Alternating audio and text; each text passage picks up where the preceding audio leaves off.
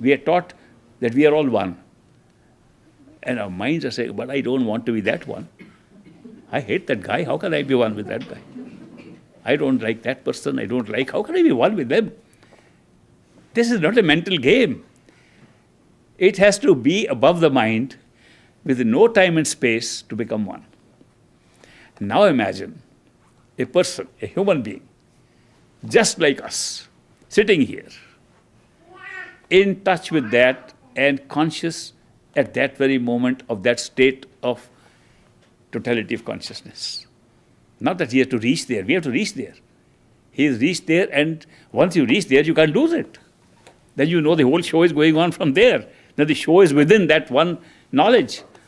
Supposing there's a person who has that knowledge and sits amongst us, how do he look at us? How will he look at us as a human being? As a human being, we are looking at ourselves separately. Will he do that? No, he will see that we are just an extension of the same consciousness. That person can really say we are one because he's seeing us as one. He's experiencing us as one. And therefore, he understands exactly the purpose of this expansion into many. We don't understand the nature of this expansion. We don't know why we are so many.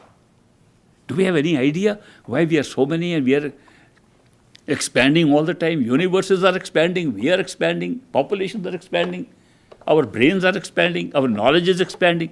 What kind of expansion is this? And why are we having this expansion? Why do we need it? We have no idea, because we are not at a point where we can see this expansion. Whereas a perfect living master who is in his physical body with us, in a dream body in a dream, in an astral body with us in astral selves, at all levels can see why we are expanding and what the whole game is about. He sees things very differently. He can say we are all one. It's part of the experience of one to have an experience of the many in order for some purpose to be served. What purpose is served if there was only one and then we become many?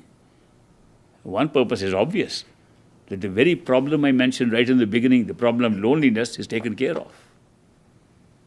And it is taken care of in an even better way if a large section of the expanded self is cut off from the knowledge of the one. Then we are so many. Then we have lost that loneliness, at least temporarily. At least we feel like that. It's an experience. We get an experience of overcoming loneliness by creating the many. But the second, more important reason is that when we sitting here want to think of a particular problem, we can look at it from many angles.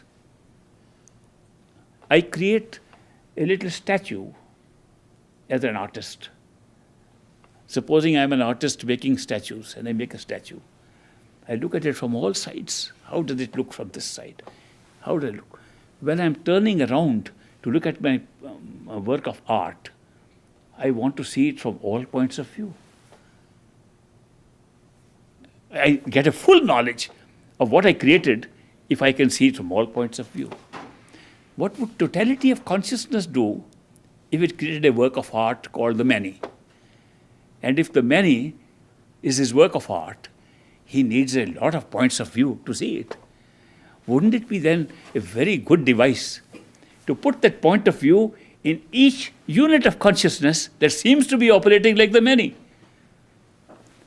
Think of this, that if we people all living here with our consciousness in our heads and ability to observe are merely points of view of the Creator, that we are not separated, but we are separated as points of view, to look at creation from this angle only, from one place, where one person is placed, from one location. We're seeing that. And then you can stretch it further. We can make many life forms.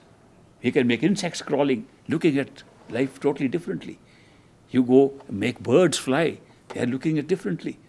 You make angels fly and looking at differently. You can create trillions and trillions and decillions of points of view to examine the beautiful creation of the many.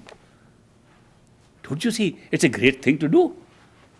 What do we need for that reason.